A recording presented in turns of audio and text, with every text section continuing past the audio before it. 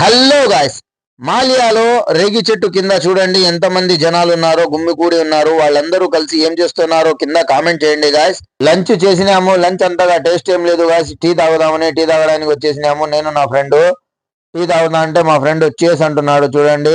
దాని తర్వాత ఆ పక్క నుంచి ఈ పక్క వచ్చేసినాము. మాలియాలో అయితే ఫుల్ క్రౌడ్ ఉన్నారు.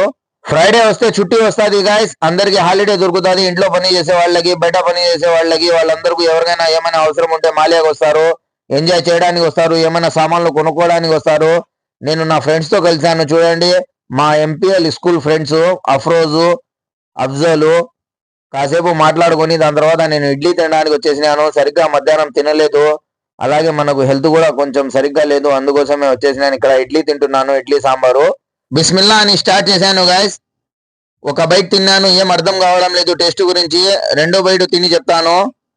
కొంత నార్మల్ గానే ఉంది గాయస్. యావరేజ్, ఏమంతగా హైగా బాగలేదు. ఒకటి పూరి ఆర్డర్ ఇచ్చాను చూడండి. పూరి వేడివేడిగా వచ్చేసింది. బిస్మిల్లా అని పూరి కూడా తిన్నాను గాయస్. ఇడ్లీ ముందర అయితే పూరి బాగుంది వేడివేడిగా. ఇడ్లీ అయితే అంత బాగలేదు. రవ్వ లేదు ఇడ్లీలో. నార్మల్ ఇడ్లీ మాదిరిగా ఉండింది అది. ఓకే గాయస్, నెక్స్ట్ వీడియోలో కలుసుకుందాం. అంతవరకు bye. Like, comment, share, subscribe. Thank you so much.